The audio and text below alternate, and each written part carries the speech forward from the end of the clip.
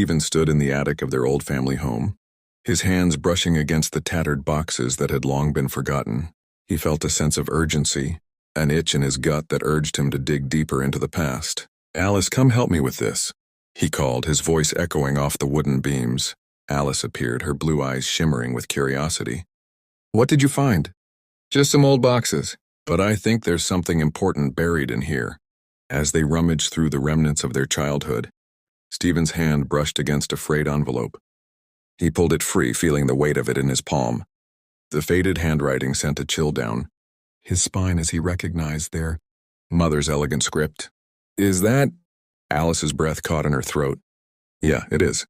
He tore open the envelope, revealing a letter that smelled faintly of lavender, a scent that reminded him of their mother's embrace.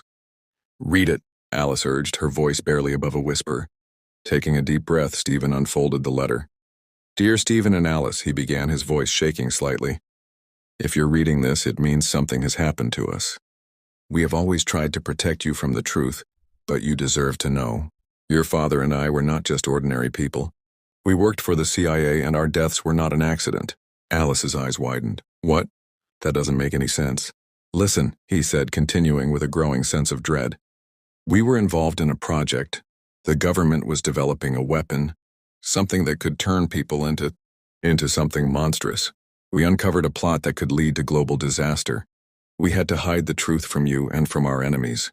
Alice's hands trembled as she took the letter from him. "What does it mean, zombies? Are you serious?" "I don't know, but it sounds like they were onto something big." Suddenly, the attic door creaked open, and Aunt Andrea peered in, her short, sleek hair framing a face that radiated authority. She had always treated them with a balance of love and military discipline, a habit from her days as a CIA operative. "What are you two doing up here?" she asked, glancing at the letter in Alice's hands. Just some old stuff," Stephen said, trying to mask the tension in his voice. But Andrea's gaze sharpened. "Let me see that." Alice hesitated but handed over the letter. Andrea read silently, her expression darkening with each line. "You shouldn't have found this," she said, her voice low and steady. "The past is dangerous." "Dangerous? Our parents are dead, and we deserve to know why," Stephen shot back, frustration boiling over. "What really happened?" "Enough." Andrea's tone shifted, becoming more commanding. "I did what I had to do to keep you safe. You don't understand what you're dealing with." "Then explain it to us," Alice pleaded. "We can help. We can stop them." "Stop who?" The urgency in Stephen's voice filled the attic, echoing off the walls like a warning bell. Andrea stepped back, her posture rigid. "There are people who will do anything to keep this under wraps. If they find out, you know." "Then we won't let them find out," Stephen interrupted. "We need to dig deeper." The tension crackled in the air. "You're not ready for this," Andrea said, her eyes darkening. "You're just kids. Kids who want to save the world." Alice countered, her voice steady. "We're not afraid." "You should be," Andrea warned, her voice a low growl. After a long silence, she sighed. "Fine. If you're going to insist on this, we need a plan. We can't just charge in blindly."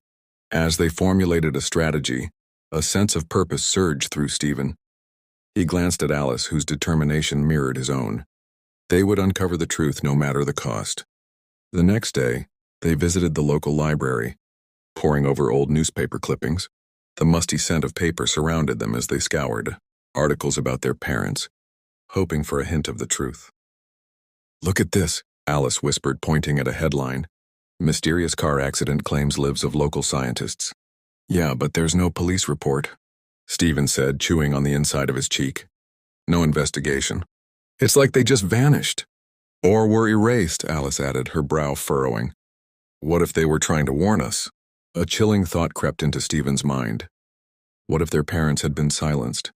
"Let's see if we can find Mr. Williams," Stephen suggested, recalling the name from the letter. "He might know something." "Are you crazy?" Alice's eyes widened. "He's a general." "We can't just waltz into a military base." "Exactly," he said, a grin spreading across his face. "That's why we need a plan." Days passed and they gathered intel, piecing together their parents' lives. They learned about a covert operation involving a chemical compound that could rewire human brains, turning them into mindless soldiers. The implications were terrifying and their urgency grew. One evening, while flipping through a dusty book in the library, Stephen spotted a name he recognized, Mr. Williams. "Gotcha," he muttered, jotting down the address. They decided to confront him, but first they needed support. "Who do we trust?" Alice asked, her voice tinged with anxiety as they gathered in their living room that night. "Let's talk to the kids at school," Stephen suggested. "There are a few who might be in." "Like the nerds?" Alice laughed, a nervous giggle escaping her lips. "What are we going to do, form a zombie fighting club?" "Why not? We can call it Cedar Springs Zombie Defense Force," he joked, trying to lighten the mood. Alice smiled, her spirit lifting. "Okay, but we need to be careful. If we get caught..." "We won't. We'll be smart about this." The next day, they quietly approached a few classmates they trusted. Tom, who had a knack for tech, and Rachel, who was more fearless than anyone they knew. "We need your help," Stephen said, urgency in his voice. "It's about our parents.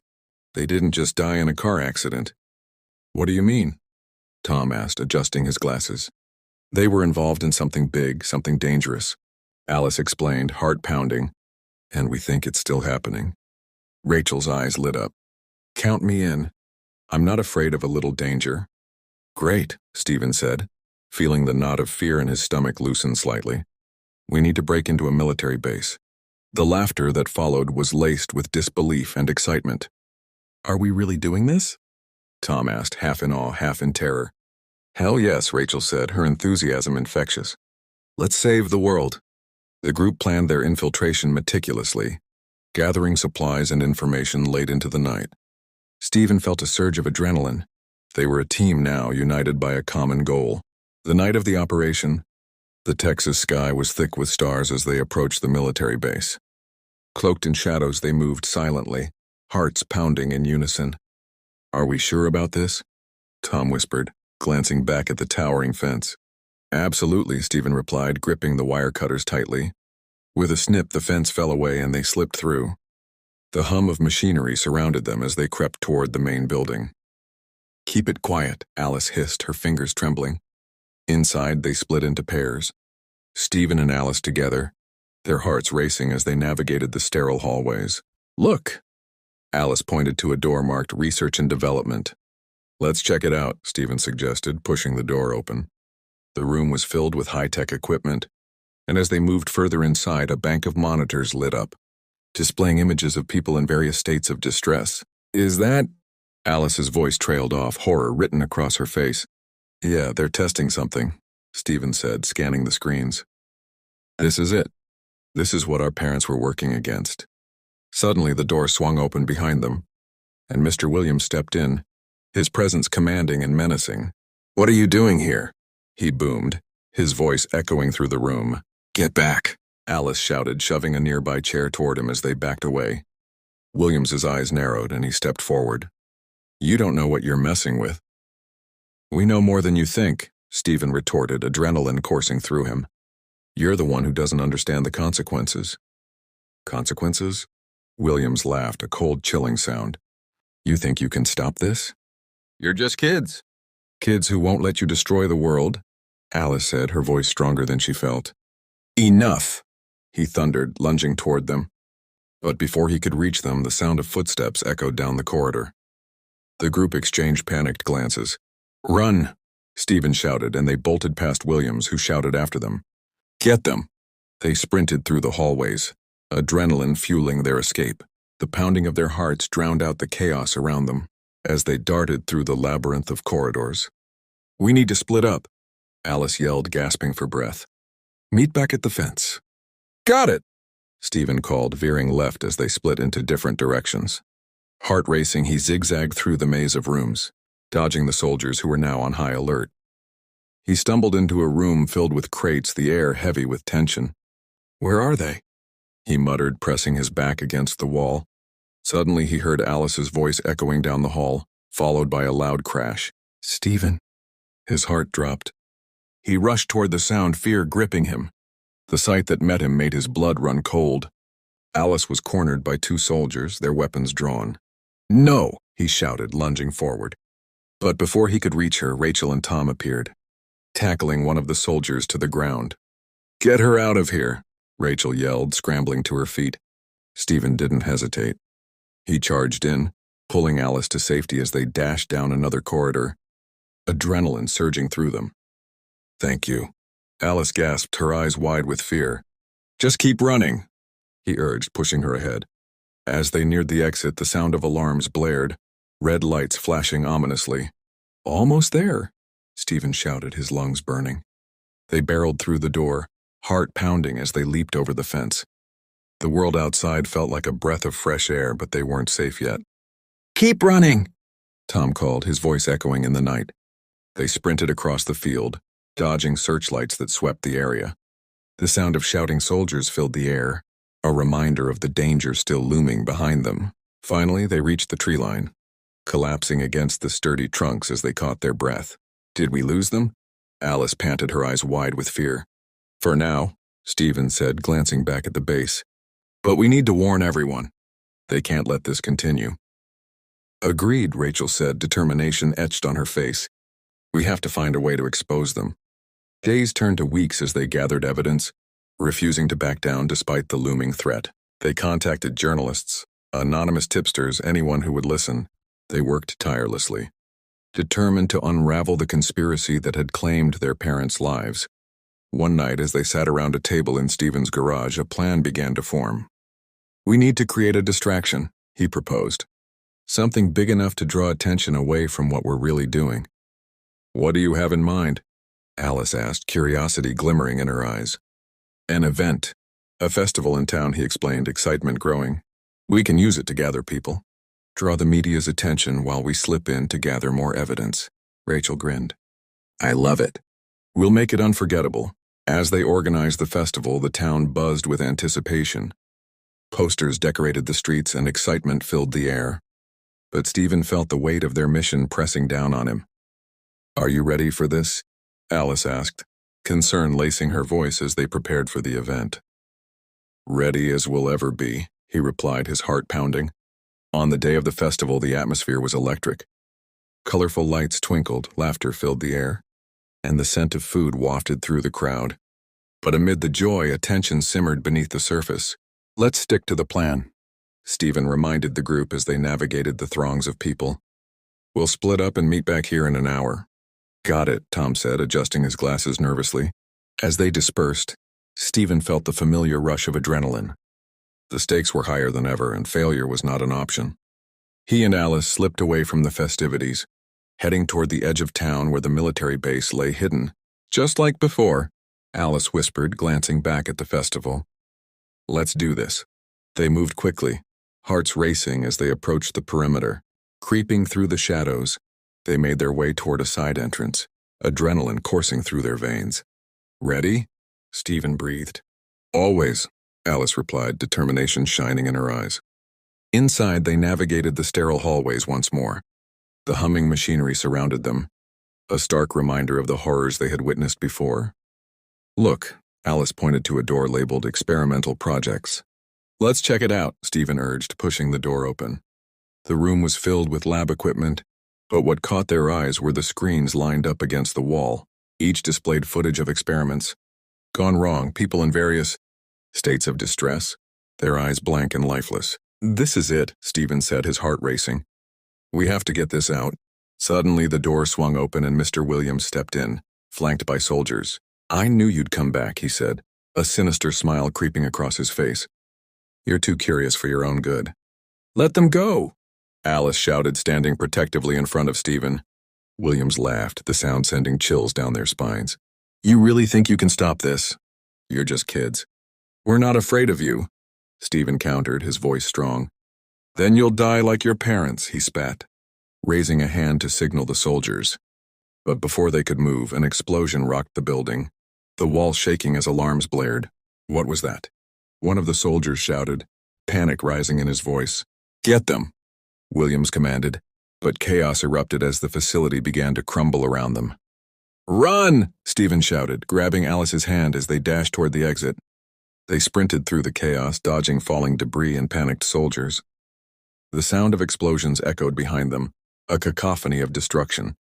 "Keep going," Alice urged, her eyes wide with fear. They burst through the entrance, tumbling onto the grass outside just as the building crumbled behind them. "Did we make it?" Stephen gasped, panting heavily.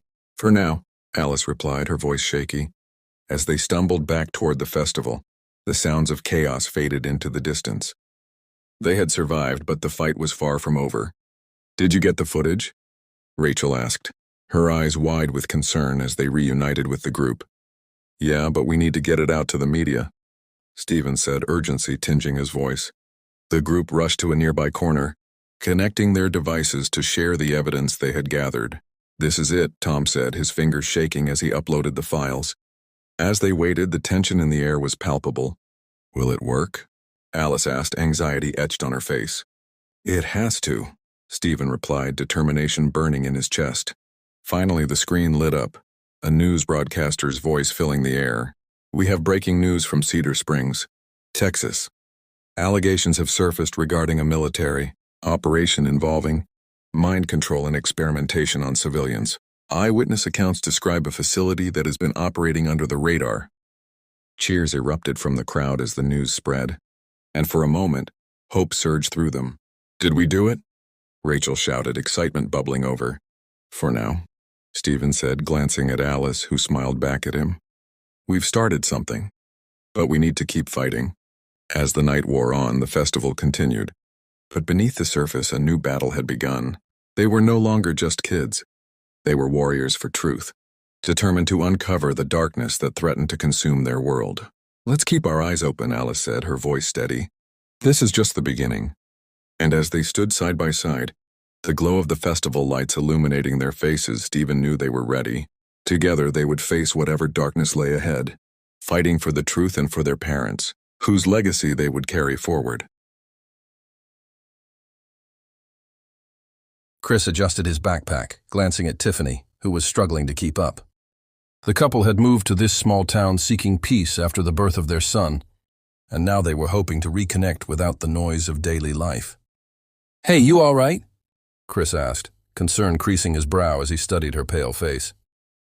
Tiffany nodded, though her eyes betrayed her. "Just a little tired. I think the baby's getting heavy." "You can't blame him for that," Chris said with a soft chuckle. "How about we take a break? Let's sit by that stream." Tiffany smiled faintly, the sound of rushing water drawing her in. They settled on a grassy bank, the cool evening air wrapping around them like a blanket. As Chris rummaged through the backpack for water, Tiffany leaned over the stream, splashing her face. "Ah, that feels nice," she sighed, but suddenly her face twisted in discomfort. "Ooh-ho," Chris said playfully. "I hope you're not about to be sick on me." A sudden wave of nausea hit Tiffany, and she turned away from the water. "I think I might—" Before she could finish, she doubled over, retching violently. Chris rushed to her side, holding her hair back as she emptied her stomach into the grass. "Just breathe. Tiff, it'll be okay," he murmured, his voice steady despite the worry gnawing at him. Once the wave passed, she wiped her mouth, feeling the chill of the evening air. "I'm sorry. I didn't mean to ruin our trip." "Don't be silly." "You feel better now?" he asked, his thumb brushing the back of her hand. "Yeah, a bit, just— I think the baby is trying to make an early entrance," she joked weakly, trying to lighten the mood. "Let's hope he waits a little longer," Chris said, glancing at the darkening woods. "How about we head back? I think I remember the trail." Tiffany rose slowly, taking a moment to steady herself. "Yeah, let's do that." They started back, but as they walked, the trees seemed to close in around them. Chris squinted, trying to find the familiar path, but the shadows grew longer, stretching like fingers into the twilight. "Chris?" Tiffany said, her voice quavering slightly. "Are we lost?" "Just give me a minute," he replied, feeling the rising panic in his chest. The forest, once inviting, now felt oppressive. "Maybe we should turn around," she suggested, glancing nervously at the darkening woods. "All right, let's retrace our steps," Chris said, and they turned back the way they came. But the deeper they went, the more disoriented they became. "Chris!" Tiffany gasped as she stumbled, catching herself against a tree. "Easy there," he said, wrapping an arm around her shoulders. "Just breathe." Suddenly, the soft glow of a lantern flickered in the distance. An old woman, her hair white like moonlight, appeared from between the trees. "Lost, are you?" she croaked, her voice like gravel. Chris stepped protectively in front of Tiffany. "We're fine. We just need to find our way back. The woman's eyes glinted with an unsettling knowledge. The woods can be tricky, especially on a night like this. Follow me, I know the way. Tiffany hesitated, but Chris nodded. And they followed the woman, who moved with surprising agility. As they reached the edge of the woods, the woman turned, her gaze piercing. Be wary of the full moon, dearie. It brings out the beast in all of us. Thanks for the help, Chris said stiffly, leading Tiffany away. Once back in the safety of their small home, Chris tried to shake off the unease. Just a crazy old woman, he muttered, but Tiffany frowned, the memory of the woman's words echoing ominously in her mind. I feel strange, she admitted, clutching her stomach. Like something's different. It's just the baby, Chris assured her, though doubt crept in. As the month passed, Tiffany watched Chris with wary eyes. He was off at work, leaving her alone with the mounting dread that something was wrong. She felt the weight of the moon's pull, its light beckoning her outside at night. Just a few more weeks, Chris said one evening, rubbing her back as they sat on the couch. You're doing so well. Right, just a few more weeks, she echoed. But it felt like a lie. One night, unable to resist, she slipped outside, the full moon casting an eerie glow over the yard. She stared up at it, feeling an inexplicable longing. Then it hit her. Sharp, burning pain radiated through her body. She collapsed, gasping, the world blurring around her. Chris! She screamed, but it came out as a low growl. The transformation seized her, bones cracking, muscles shifting, with a final scream that echoed through the night. She turned, fur sprouting, claws extending. No! She howled, a primal terror and exhilaration coursing through her. She tore through the woods, the thrill of the hunt igniting a fire within her. All thoughts of Chris faded as she succumbed to the raw, wild instinct. Back at the house, Chris awoke to the sound of shattering glass. Heart racing, he stumbled out of bed. Tiffany, he called, but only silence answered. He grabbed a flashlight, fear creeping in as he stepped outside. The moon illuminated the path, but it was too quiet. Then he heard it, a low growl from the shadows. Tiffany, he called again, voice trembling. The growl deepened, and out of the darkness she emerged. Chris! She cried, but it was distorted, a mix of human and beast. Get back! He shouted, the flashlight trembling in his grip. With a snarl, she lunged at him, and instinct took over. He barely had time to react as she knocked him down, teeth sinking into his shoulder. No! He screamed, pain shooting through him. The warmth of his blood spilled onto the ground as she tore into him, the world spinning into darkness. As the sun rose, the town awoke to a scene of horror. The police swarmed the small house, officers whispering in hushed tones, unable to comprehend the gruesome sight before them. Looks like a wild animal attack, one officer said, examining the mangled body. Yeah, but what kind of animal would do this? Another replied, glancing around uneasily as if expecting the beast to emerge from the shadows. Just then the phone rang, cutting through the tension. Hello? The officer answered, his brow furrowing. Help me! A shaky voice crackled through the line. I found a baby boy on my doorstep. Ma'am, stay calm. Where are you? On Maple Street, just outside of town. Please, you have to hurry. As the officer hung up, a haunting wolf song echoed in the distance, sending a chill down the spine of everyone present. In the depths of the forest, Tiffany, now fully transformed, howled at the moon. A primal cry that spoke of loss, anger, and an insatiable hunger for freedom. She ran, leaving behind the remnants of the life she once knew. A life now twisted by the curse she never saw coming. The woods welcomed her, and the night embraced her, a creature of the dark, forever lost among the trees.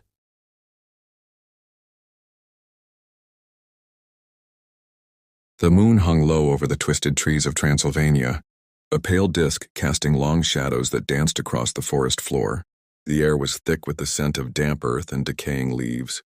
I pulled my jacket tighter around me, glancing at Maria as she adjusted the straps of her backpack, her blonde hair shimmering like a beacon against the encroaching darkness. Are you sure we're going the right way? She asked, her voice a mix of excitement and apprehension. I shrugged, feeling the weight of uncertainty settle in my stomach. The map says we're close. Just a little further and we'll find that waterfall. She looked at me, her eyes wide. You mean the one that supposedly has magical properties? The stories about it are intense. Intense is one way to put it. But it's just a waterfall, right? We'll get our pictures and head back before dark. I nodded, trying to convince myself as much as her. As we trudged deeper into the woods, the sounds of the forest seemed to shift. The wind whispered through the branches, a low sigh that sent chills down my spine. I glanced back at Maria, who was staring up at the trees, her brow furrowed. "Andrew, do you hear that?" she whispered, her voice barely above a breath. "Hear what?" I asked, squinting into the shadows. She hesitated before replying, "I don't know. Just something." I rolled my eyes, trying to shake off the unease creeping in. "It's probably just some animals. Let's keep moving." But as we continued, the sounds grew more distinct. Low growls and rustling leaves. I could feel the hairs on the back of my neck stand erect. "Maybe we should turn back," Maria suggested, her voice trembling slightly. "No way, we're too close now." I forced a smile, hoping to mask my own growing dread. Just a little further. The trees loomed larger as we walked, their gnarled branches reaching out like skeletal hands. With each step, the atmosphere thickened, and the shadows deepened, closing in around us. Then we stumbled into a clearing, and there it was, the waterfall, cascading over the rocks, shimmering under the moonlight. "Wow," Maria breathed, her fear momentarily forgotten as she stepped closer to the water's edge. I joined her, the sound of the rushing water drowning out the eerie noises of the forest. "This is it." We made it. But my triumph was short-lived. From the corner of my eye, I caught movement in the trees. I turned sharply, heart racing, but saw nothing. Just shadows. "Andrew?" Maria's voice was small, and I could feel her tension radiating off her. "Yeah, I saw something too," I admitted reluctantly. "Let's snap a few pictures and get out of here." As I fumbled with my phone, the atmosphere shifted once more. The sounds of the forest faded, replaced by an ominous silence. My fingers shook as I aimed the camera at the waterfall. "Say cheese." Maria laughed, trying to lighten the mood. "Cheese," I echoed, trying to maintain some semblance of normalcy. But my laughter felt hollow. Suddenly a howl pierced the silence, echoing through the trees, a bone-chilling sound that sent a wave of panic crashing over us. "Did you hear that?" Maria's eyes widened, her grip tightening on my arm. "Yeah," I said, my voice barely above a whisper. "We need to go, now." We turned to leave, but before we could take a step, shadows darted between the trees, fast and silent. My heart raced as I glanced back. "Andrew!"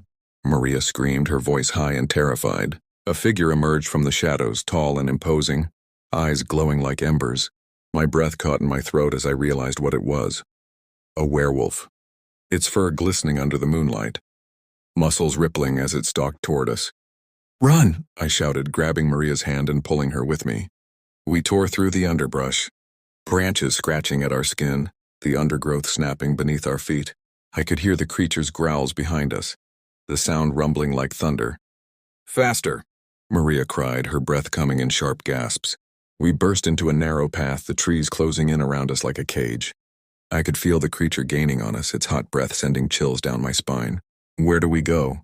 Maria shouted, panic lacing her words. "I don't know." "Just keep running," I yelled back, adrenaline coursing through my veins. The path twisted and turned, and I felt disoriented, the shadows warping around us. I needed to find a way out, but every direction felt like a trap. Then, without warning, Maria stumbled, falling to her knees. "Go," she screamed, her face pale with fear. "I'll be fine." "No way." I grabbed her hand, pulling her to her feet. But the werewolf was closer now, its growls echoing in my ears, a primal sound that threatened to drown out everything else. "Andrew, please," she begged, her eyes wide with terror. "We can't fight it." I glanced back, the creature emerging from the shadows, its teeth gleaming. "We have to—" A loud crack echoed through the air, and I saw a figure leap from the trees, tackling the werewolf to the ground. "Run!" shouted a stranger, their voice fierce and commanding. I hesitated, but Maria yanked my arm, pulling me forward. "Go, go!" We sprinted past the fight, the sounds of snarls and growls fading behind us. I didn't look back. I couldn't. We burst through the trees into another clearing, panting and gasping for breath. The moonlight bathed the area in an eerie glow, illuminating a small cabin nestled among the trees. "Is that the house?" Maria asked, her eyes wide. "Looks like it," I replied, glancing behind us. The sounds of the fight faded, but the tension still filled the air. "We should check it out." We approached cautiously, the wooden door creaking ominously as I pushed it open. Inside, the cabin was dark. the only light coming from the moon filtering through grimy windows. Dust motes danced in the air and the scent of old wood filled my nostrils. "Hello?" I called, my voice echoing in the silence. No response. "Maybe we should just leave," Maria suggested, looking nervously over her shoulder. "Wait." I stepped further into the cabin, scanning the room. There were old maps pinned to the walls and dusty furniture cluttering the corners. "This place might have something we can use." "Use for what?" she whispered, her voice shaking. "Defending ourselves," I replied, trying to keep my voice steady. I rifled through the drawers, pulling out an old hunting knife and a tattered flashlight. "Here, take this." I handed her the knife, its blade glinting in the dim light. "Andrew, this is crazy. What if they find us here? We can't just sit around and wait for them to come," I said, my frustration bubbling over. "We need to do something." Just then, a loud crash echoed outside, followed by a series of growls. My heart raced as I looked at Maria, who was clutching the knife like a lifeline. "Hide," I whispered urgently, pushing her behind a dilapidated couch. I peeked through the window, my breath hitching in my throat. The werewolf was out there, pacing back and forth, its eyes scanning the area. I could almost feel the weight of its gaze, searching for us. The cabin felt like a tomb, the air thick with dread. "Do you think it knows we're here?" Maria whispered, her voice trembling. I shook my head, trying to stay calm. "It's just hunting. We need to stay quiet." Moments stretched into eternity, the sounds of the forest fading into a tense silence. Then a loud crash jolted me. The door splintered as the werewolf charged in, eyes blazing with hunger. "Run!" I shouted, grabbing Maria's hand again as we dashed toward the back of the cabin. We raced through the narrow hall, the werewolf hot on our heels, growling fiercely. I spotted a window at the end, the moonlight illuminating the escape route. "Jump!" I yelled, pushing Maria ahead of me as I dove through the opening. We landed hard on the forest floor, the earth cool against my skin. I heard the werewolf howl in frustration behind us, and we scrambled to our feet, adrenaline surging. "Where do we go?" Maria panted, glancing back at the cabin. "Into the woods," I urged, leading her deeper into the trees as we ran. Branches whipped against us and the darkness enveloped us like a shroud. I could hear the werewolf crashing through the underbrush, its growls echoing like thunder. "We can't let it catch us," I shouted, pushing forward. Suddenly, a sharp pain shot through my leg as I stumbled, falling to the ground. I looked down to see blood seeping through my jeans. "Andrew!" Maria cried, her voice filled with panic. "I'm fine," I gritted out, trying to stand. "Just a scratch. We need to keep moving." But as I pushed myself up, the werewolf emerged from the shadows, eyes locked on us with predatory intent. "Run!" I yelled again, shoving Maria ahead of me. I turned to face the creature, brandishing the knife with unsteady hands. It lunged at me, jaws snapping, and I barely dodged its attack. "Get away!" I shouted, slashing the blade at it. It howled in fury, the sound echoing through the night as it recoiled, eyes narrowing in anger. "Andrew, please!" Maria's voice broke through my focus, and I felt a surge of determination. I couldn't let it have her. With a roar, the werewolf lunged again, and I swung the knife, catching its side. It howled, a sound filled with rage and pain, before backing off momentarily. "Now!" I shouted, grabbing Maria's hand once more. We ran, the forest a blur around us as we navigated through the trees, breathless and terrified. "Where are we going?" Maria asked, her voice strained. "Anywhere but here," I replied, pushing through the underbrush. But the growls followed us, relentless and hungry. The world felt like it was closing in, the shadows twisting and turning around us. Then we broke through the trees into a clearing, and in the center stood a stone altar, ancient and covered in moss. My heart raced as I spotted symbols etched into the surface, ritualistic markings. "Andrew?" Maria's voice trembled as I approached the altar. "What is this place?" "Maybe it's a way to stop them," I suggested, glancing back toward the forest. The werewolf was still coming, its growls growing louder. "Are you crazy?" Maria said, fear lacing her voice. "We can't stay here." "I need to try," I insisted, desperation clawing at my insides. "If we don't do something, it'll kill us." I placed my hands on the altar, feeling the cold stone beneath my fingers.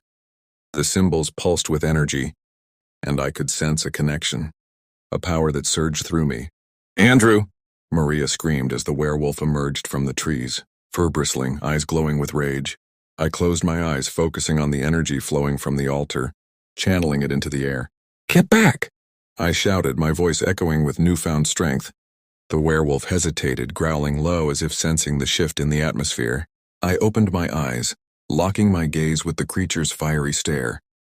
Leave us, I commanded, feeling the power surge through me. The werewolf snarled, but the energy pulsed, resonating with the symbols on the altar. Please, Maria whispered, tears glistening in her eyes. Make it stop. With one final surge of strength, I shouted, Begone! The ground shook and the werewolf howled, the sound piercing through the night. It staggered back, eyes wide with confusion and fear. Then, with a final growl, it turned and fled into the shadows, disappearing into the depths of the forest. Silence enveloped us, the tension dissipating like mist in the dawn. I sank to my knees, breathless and trembling, the energy from the altar still humming in the air. Did we do it? Maria asked, her voice shaky. I think so, I replied, my heart racing as I looked around. But we need to get out of here. We stood together, the weight of our near escape settling over us like a heavy blanket. Andrew, I was so scared, Maria confessed, her voice small. I know, I said, taking her hand. But we made it. We survived. As we turned back toward the path, I couldn't shake the feeling that the forest still held secrets, that the shadows had eyes watching us even now. But we had faced the darkness together, and that made all the difference. Let's find a way out, I said, glancing one last time at the altar before stepping into the trees. Together, Maria replied, her grip tightening on my hand. And as we walked back into the night, the moon shone bright above us, lighting our path as we ventured back to the world beyond the forest, leaving the horror behind, at least for now. The ocean was a dark expanse beneath the hull of the cruise ship Hope, a massive floating palace that offered luxury and escape. I stood on the deck, the salty breeze tugging at my clothes, feeling the weight of something heavy in the air. The ship had been filled with laughter, music, and the clinking of glasses, but now a shadow loomed over us. Mr. Angela was at the railing, her long hair whipping behind her like a dark banner, her gaze lost to the horizon. I had never seen a woman so consumed by despair. She was in her late 40s, slender yet fragile, with a round face that seemed to sag under the burden of her thoughts. Why does it feel so wrong? I murmured, glancing at the other passengers who were laughing and dancing. They were blissfully unaware of the storm brewing within Mr. Angela's heart. Everything's fine, she said, her voice barely more than a whisper, drowned out by the sound of waves crashing against the ship. Just fine. I didn't believe her. The tension coiling in the air felt like a serpent ready to strike. Suddenly, with a cry that pierced through the laughter, she lunged forward. No, I screamed, my heart racing as I reached out, but it was too late. Help, someone, please! Her voice echoed, desperate, as she plummeted into the depths below, swallowed by the dark water. The crew sprang into action, shouting commands and deploying lifeboats, but even as they searched, I could see the hopelessness in their eyes. Minutes turned into hours, and the searchlights swept the waves in vain. Get her back, I yelled, but the void only mocked me. The ship remained eerily still, the partygoers now silent, their faces pale. Days passed, but the weight of her absence hung over us like a storm cloud. The cruise ship Hope became a ghost ship, each passenger haunted by a presence that lingered just out of sight. I could feel it creeping into my bones, a chill that seemed to whisper my name. That night, the first scream shattered the silence. Ah! It echoed down the corridor, sending a jolt through my spine. I rushed to the source, heart pounding. I found a man clutching his throat, his face twisted in terror. Something's wrong, he gasped, eyes wide. I saw her. She was right there. Who? I asked, scanning the shadows that danced along the walls. Mr. Angela. She's back. He stumbled backward, and I could see the panic in his eyes as he pointed over my shoulder.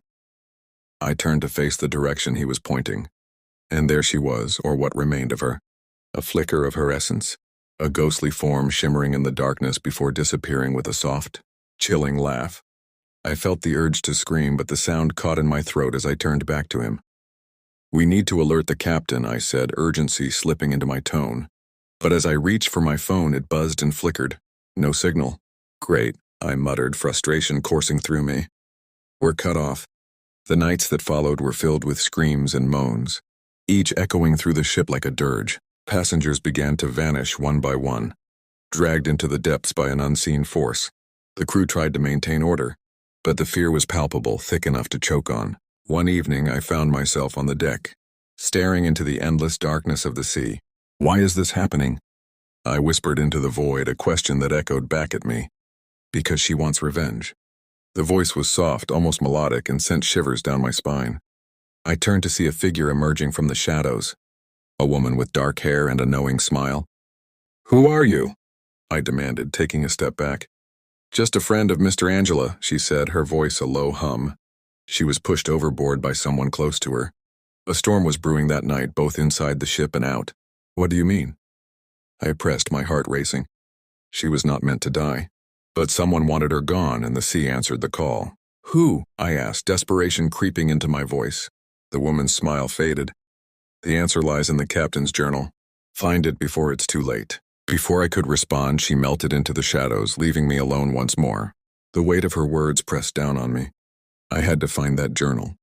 Navigating the ship was like wandering through a haunted maze. Each corner held echoes of laughter now turned to despair. I finally found the captain's quarters, the door slightly ajar, creaking as I pushed it open. Inside, the air was stale, filled with the scent of sweat and fear. The captain's desk was cluttered with papers.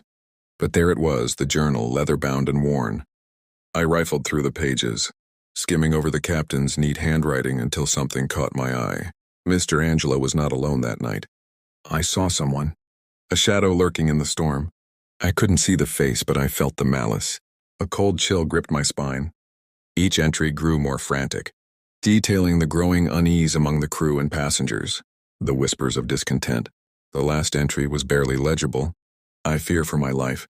They say she walks among us. If anyone finds this, know that it was not an accident." I saw them push her. The storm took her, but the darkness remains. My breath quickened. I had to warn the others. I turned to leave, but the door slammed shut with a deafening bang. "Let me out!" I yelled, pounding against the wood, panic rising. "Not yet," a voice hissed from the shadows. I spun around, heart racing. The ghostly figure of Mr. Angela materialized, her face twisted with rage and sorrow. "You shouldn't have come here," she said, her voice a haunting echo. "You were meant to join me."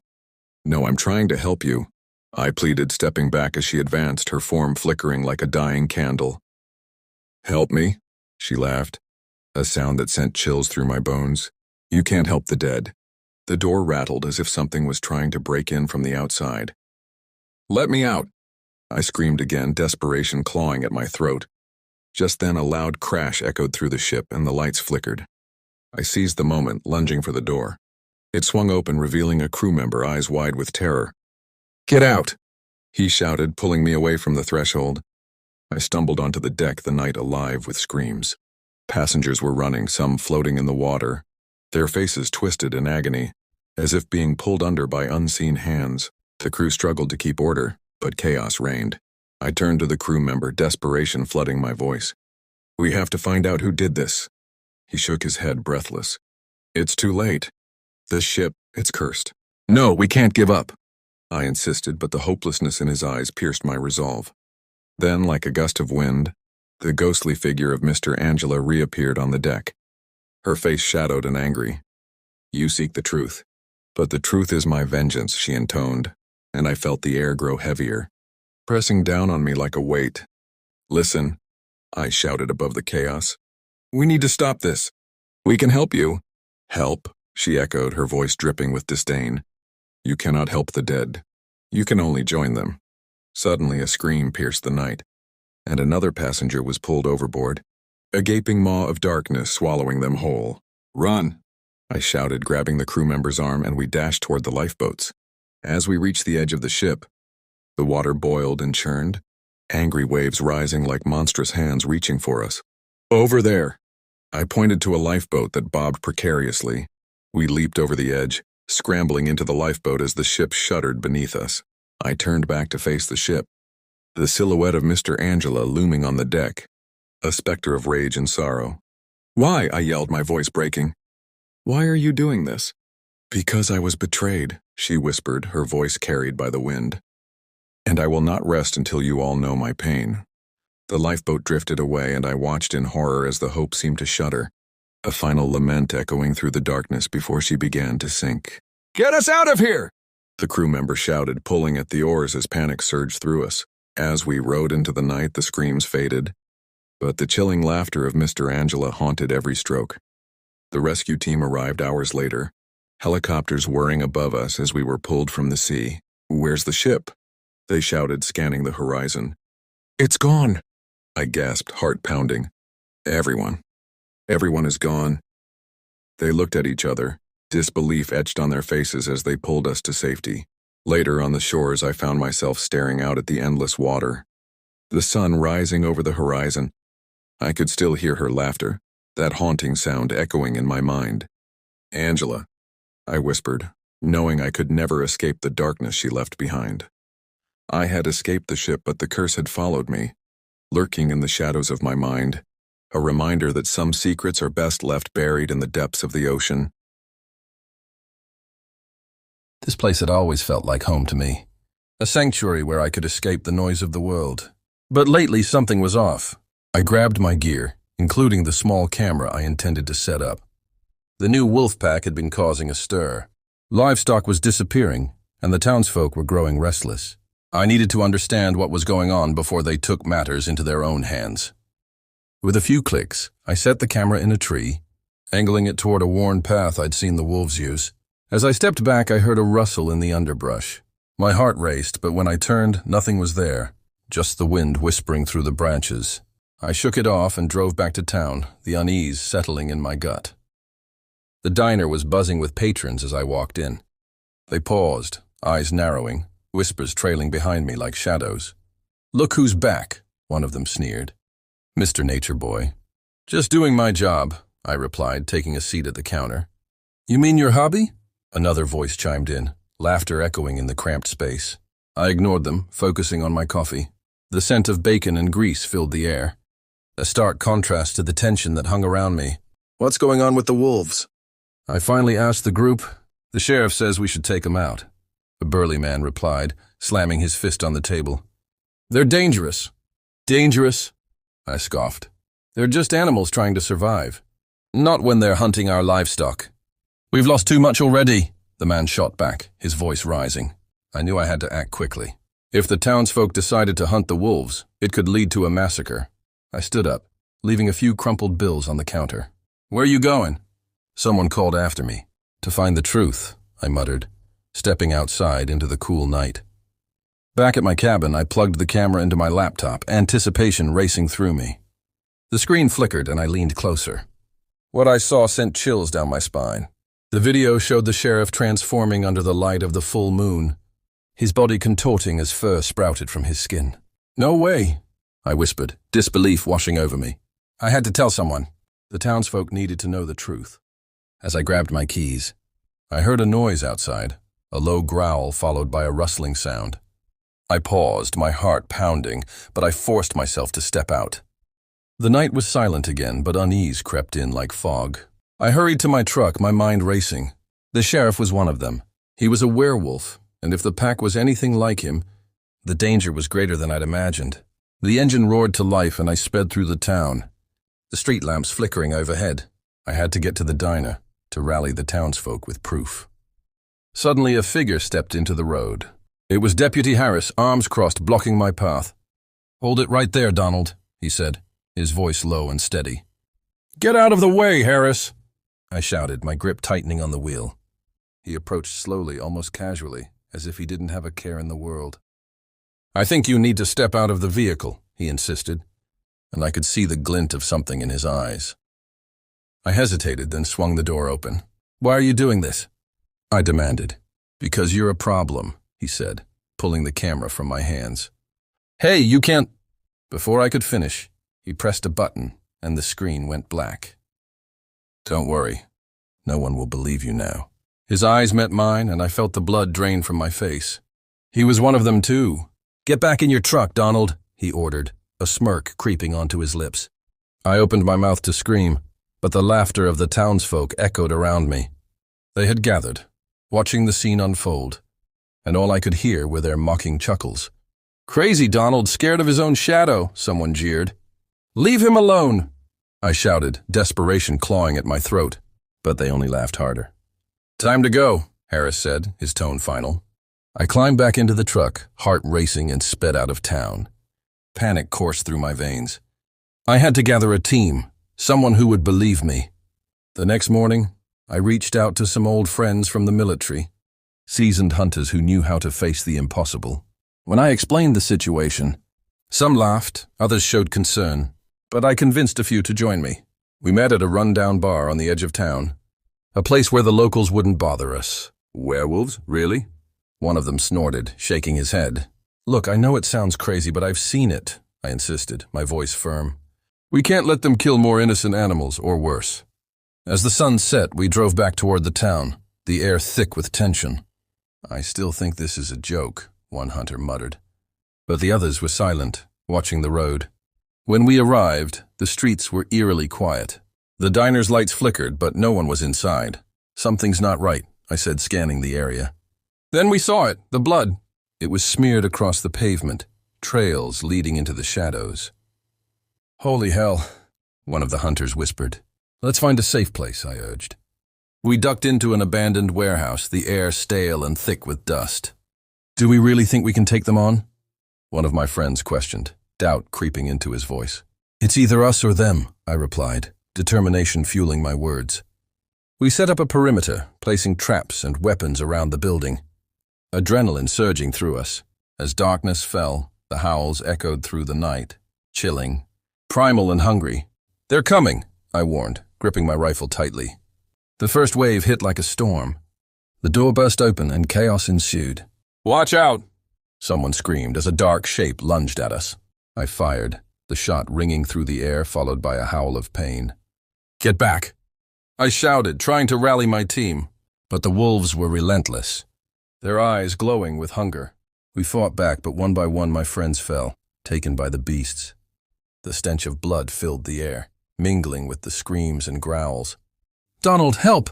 One of them cried as he was dragged into the darkness. I pressed on, my heart pounding, but desperation clawed at me.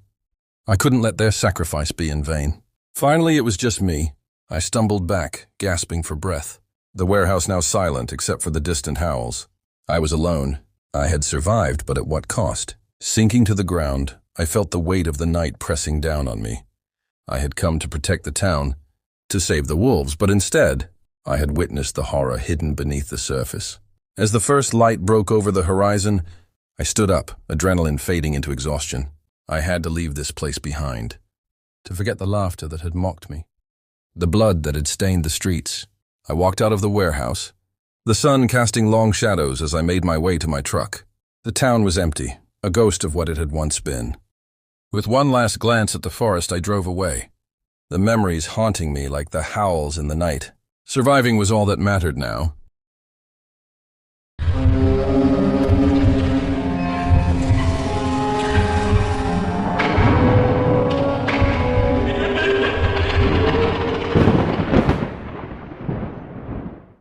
The storm roared like a wild beast, waves crashing against the hull of the Esperanza, with a force that rattled the luxury ship to its core. Inside the grand dining hall, laughter momentarily masked the chaos outside. Marcus leaned back in his chair, a glass of wine glimmering in the candlelight. Did you hear about the couple who thought they could outrun the storm? Charlie laughed, his voice booming over the clinking of cutlery. Yeah, they ended up in the next state, Michael chimed in, slapping the table. The laughter echoed, but it was abruptly cut off as the ship lurched violently. The lights flickered, then went out. Whoa, Paul yelled, grabbing onto the table for support as the ship pitched again. Everyone, stay calm. Hannah's voice rose above the din, but the panic was palpable. The storm howled outside, a banshee wailing, and the Esperanza creaked ominously. Not much of a vacation, huh? Donald muttered, his voice tinged with dread. More like a nightmare, Tiffany added, her eyes wide. Suddenly, a thunderous crack sounded as the ship's hull buckled under the strain. Water began to pour in and screams filled the air. Man overboard!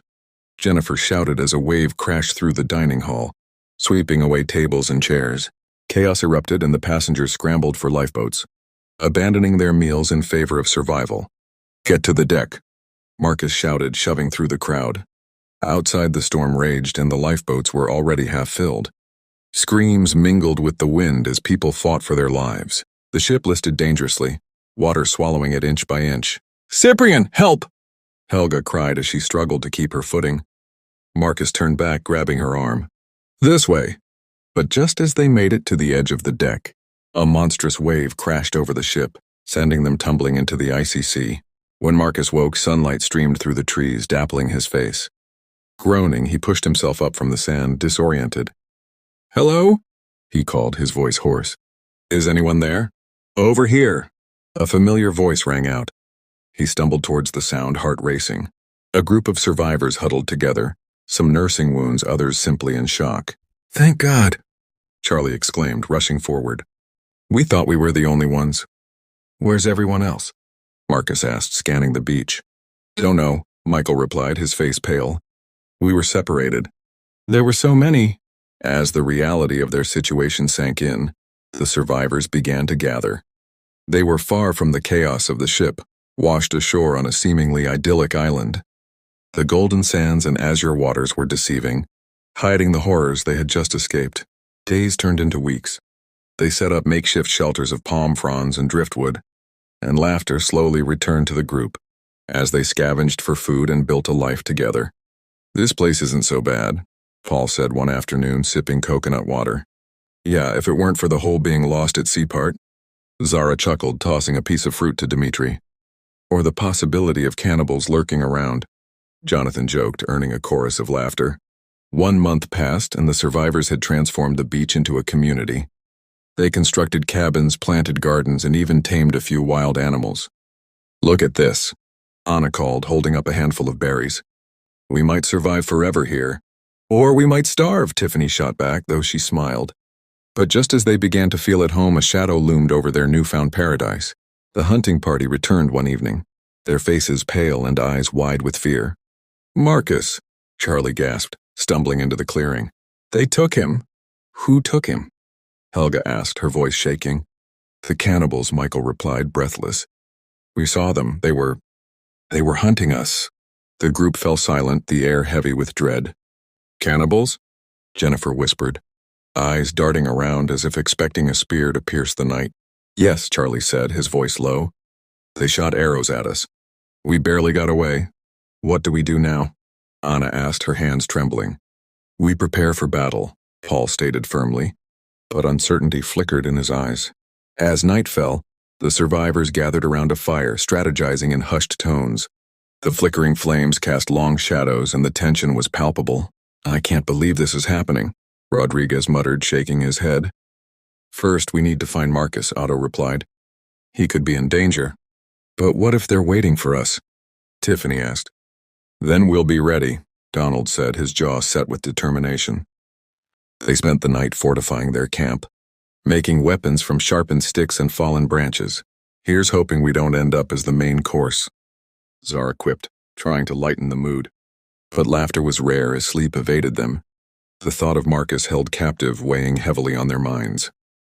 The next day dawned bright and clear, the island's beauty a stark contrast to the dread lingering in their hearts.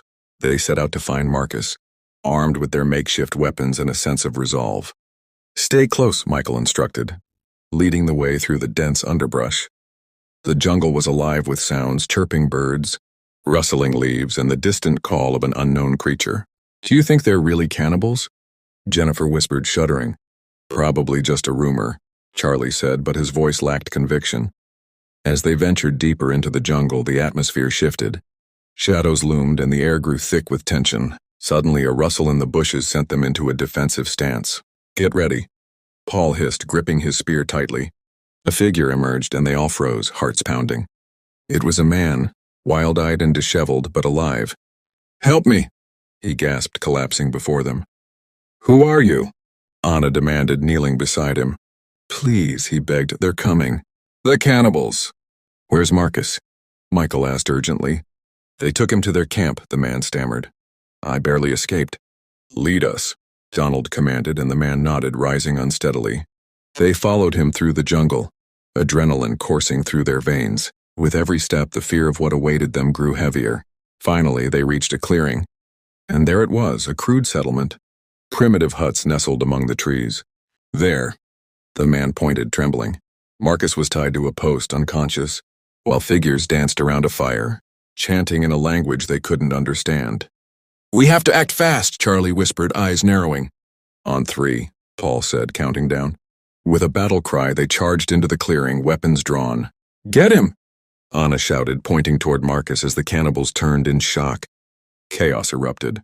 Arrows whizzed past, and the survivors fought with fierce determination. "Marcus!" Michael yelled, dodging a spear. But just as they reached him, the cannibals retaliated, and the situation spiraled.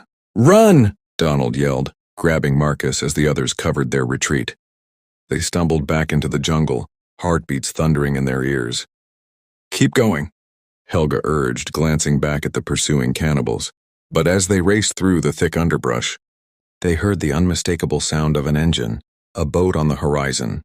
"Look!" Tiffany shouted, pointing to the sea. A ship was approaching, and with it came hope. "Over here!" Michael waved frantically, but the cannibals were closing in. "Keep running!" Paul urged, shoving Marcus forward. The ship drew closer, the crew spotting the chaos on the shore. "Help!" Marcus shouted, his voice hoarse but desperate. The cannibals hurled arrows, and one grazed Michael's arm. "Go, go!" he yelled, pushing everyone toward the water. Just as they reached the shoreline, the ship dropped a lifeboat, and the crew scrambled to their aid. "Get in!" the captain shouted, his voice slicing through the chaos. They clambered aboard, panting and bloodied as arrows whizzed past them. "Pull away!" the captain ordered, and the lifeboat sped toward the ship, leaving the island behind. As the waves crashed against the hull, the survivors looked back at the island, once a paradise, now a nightmare. "Is everyone here?" Jennifer asked, counting heads. "Just about," Otto replied, his eyes scanning the group. "But what about the others?" "We'll bring them back," the captain assured, his expression grim. And as the ship sailed into the horizon, the survivors clung to hope, the taste of freedom bittersweet on their lips. Weeks later, they stood on solid ground, the world returning to its familiar chaos. News reports of the storm and the missing Esperanza flooded the airwaves. But the survivors knew a truth far deeper than what the world would say. "I can't believe we made it," Zara said softly, looking out at the sea. "Yeah," Marcus replied, rubbing his wrists where the ropes had chafed. "But those memories, they'll never fade. Maybe we can turn this into something good," Anna suggested, a spark of determination in her eyes. "Yeah," Paul agreed, glancing around at everyone. "We survived, and we can help others, too." The group nodded, a shared understanding passing between them. The island had taken so much, but it had also forged an unbreakable bond among them. "Together," Charlie said, raising a fist. "Together," they echoed, the spirit of survival igniting their hearts once more. Though their journey had been marred by darkness, the flicker of hope remained. Stories of resilience were yet to be written.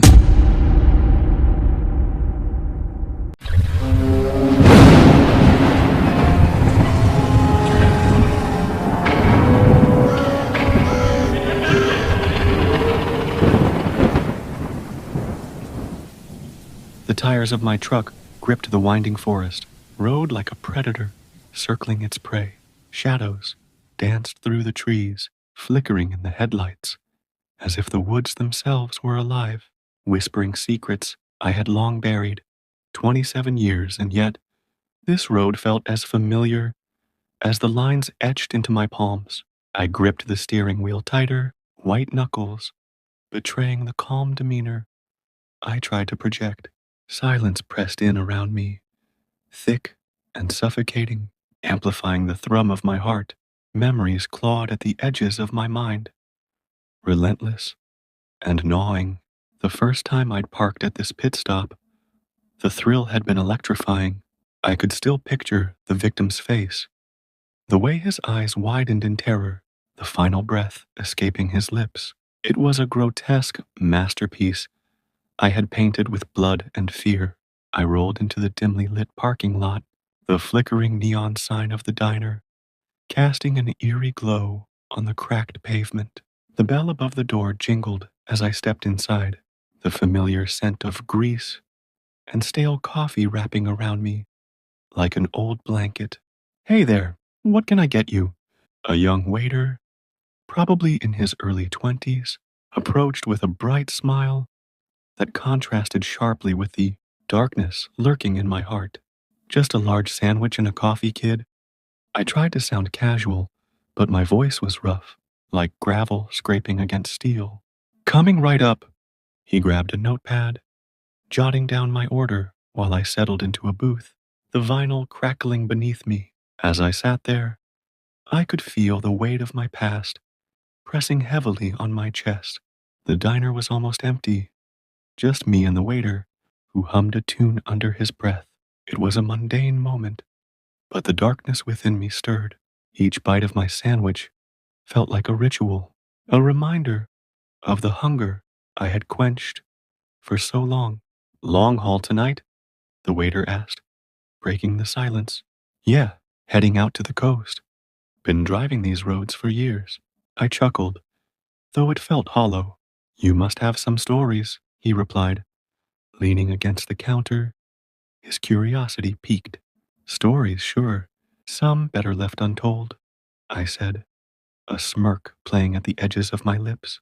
He laughed, a light-hearted sound that seemed to bounce off the walls. I bet. This place has seen its fair share of characters. Believe me, you'd be surprised what people do at night. A chill ran down my spine. I wanted to tell him about the things I had done, the darkness that lurked just beneath the surface, but I swallowed the words. Instead, I offered a vague nod, my eyes drifting to the window, where the night loomed like a predator. The waiter returned with my coffee, steam curling up in the dim light. Anything else I can get you? No, I'm good, I replied, my gaze still fixed outside. The forest was a swirling mass of shadows, and I couldn't shake the feeling that I was being watched. With a quick sip, I felt the caffeine ignite a spark within me. A flicker of the thrill I used to feel surged through my veins, reminding me of the hunt. It was intoxicating. I finished my sandwich, the taste dry and chalky in my mouth. I wanted to leave, to escape this moment of clarity, before it turned into something darker.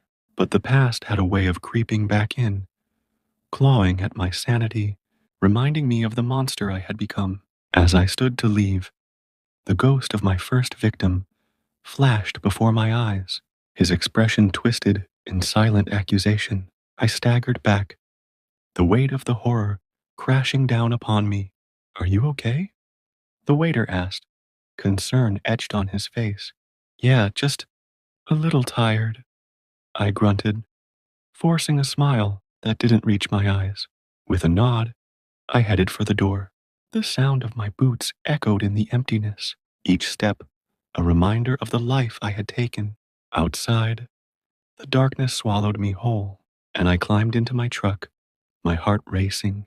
The engine roared to life, a sound that filled me with a false sense of security. As I drove away from the pit stop, I couldn't shake the feeling of being hunted. The shadows in the trees seemed to move, and the night whispered my name, taunting me with memories I wished I could forget. But the thrill was still there, lurking just beneath the surface, waiting for the right moment to resurface. I could feel it clawing at my insides, a reminder that I was still that monster, still capable of the darkness I once reveled in. With every turn of the wheel, the tension built. The forest closed in around me, the road narrowing, twisting like a serpent, coiling around its prey. I was alone, yet not alone, haunted by the ghosts of my past and the thrill of what lay ahead. The weight of my memories pressed against me, a suffocating fog. I couldn't outrun it. I could only embrace it. With that thought, I drove deeper into the night, the road ahead as uncertain as my own soul. Chapter 2. The Reckoning. The hum of the engine was a constant companion as I navigated the winding road, each curve a reminder of the darkness that lay ahead. Trees loomed on either side, their twisted branches reaching out like skeletal hands, beckoning me deeper into the heart of the forest. The night was thick, wrapping around me like a shroud, and the air felt electric, charged with the weight of my past. Just keep driving, I muttered to myself, gripping the steering wheel as if it were a lifeline. I couldn't shake the feeling that I was being watched, that the ghosts of my victims lurked just beyond the tree line, waiting for their moment to confront me. Suddenly, a flicker of movement caught my eye, a figure darting between the trees. I slammed on the brakes, the truck skidding to a halt. My heart raced as I peered into the shadows, straining to see. "Hello?" I called out, my voice echoing into the darkness. There was no answer, just the rustle of leaves and the distant call of an owl. I took a deep breath, trying to steady my nerves. It was just my imagination. The weight of my past was playing tricks on me. Deciding to shake off the unease, I shifted the truck back into gear and continued down the road. The lights of my truck illuminated the path ahead, but the further I drove, the more oppressive the atmosphere became. The trees formed a canopy above, blocking out the moonlight, casting eerie shadows that danced on the ground. A chill ran down my spine as I recalled the faces of my victims, their expressions frozen in horror, their eyes wide with fear. I could almost hear their whispers in the wind, echoing the one haunting question. Why? I gritted my teeth, forcing the memories back. I had to focus, but then it happened. The ghost of Anton appeared in front of my headlights, his translucent figure standing defiantly in the middle of the road. My heart slammed against my ribcage, and I slammed on the brakes, skidding to a halt just inches from him. "Anton," I gasped, staring at the apparition. His face was a mask of pain, his eyes filled with the anguish of every life I had taken. "Tom," he said, his voice a chilling whisper that echoed in the confines of my truck. "You can't escape what you've done." "Get out of my way," I shouted, panic surging through me. "You can't just drive away from your past," he replied, his form flickering like a candle in the wind. "You need to face it. You need to face me." I shook my head, grasping the steering wheel tighter. "No, I don't want to. I can't." "Then you'll never be free," Anton declared, his voice growing stronger, more insistent. "You think you can outrun me. You can't. I'm a part of you now." With a sudden surge of fury, I threw open the door and leapt out of the truck. "You're a ghost.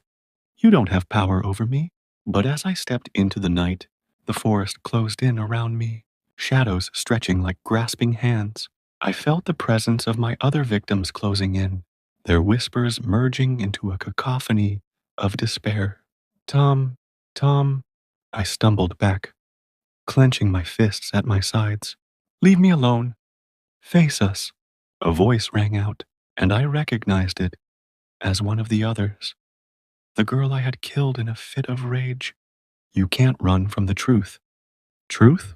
I shouted, my voice breaking. "You think I don't know the truth?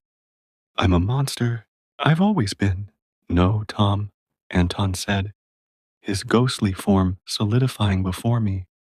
"You're a man who made choices. It's time to confront those choices." I felt the ground shift beneath me, the memories flooding back in vivid detail, the thrill of the hunt, the power of taking a life, the euphoric rush that had once consumed me. But now it was tainted. It was a weight I couldn't bear. "Please, I don't want to," I cried, the tears spilling down my cheeks. "I thought I could escape this." "Escaping isn't an option," Anton said, his voice softer now. "You need to understand the pain you've caused. Only then can you find peace." The night around me grew still, the whispers fading into silence. I felt a strange calm wash over me, as if the forest itself was waiting for me to make a choice. "Okay," I whispered, my heart pounding. "What do I have to do?" "Admit your sins," Anton urged, stepping closer. "Say their names. Remember them." With a shaky breath, I closed my eyes, forcing myself to recall each face, each name. "Lily," I started, my voice trembling. "I didn't mean to hurt you. I was scared, and I let that fear take over." A figure emerged from the shadows, a girl with bright eyes and an innocent smile. "Please, Tom," she said, her voice gentle. You can't change what happened, but you can acknowledge it. I know, I admitted, my voice breaking. I'm so sorry. Good, Anton said, encouraging me. Keep going. Marcus, I continued, tears streaming down my face. I didn't know what I was doing. You didn't deserve to die. Face your guilt, Anton whispered. Let it consume you. I felt the weight of their lives pressing down on me, the remorse crashing over me like a wave. I'm sorry. I'm sorry, I screamed, the words tearing from my throat. The forest trembled, and the shadows shifted, coalescing into the faces of my victims. Tom, they said, their voices mingling in a haunting chorus. You can't run from us anymore. I know, I cried, falling to my knees. I know I've hurt you all. I can never take it back. Face the darkness within, Anton urged, his ghostly form hovering above me. Only then can you find redemption.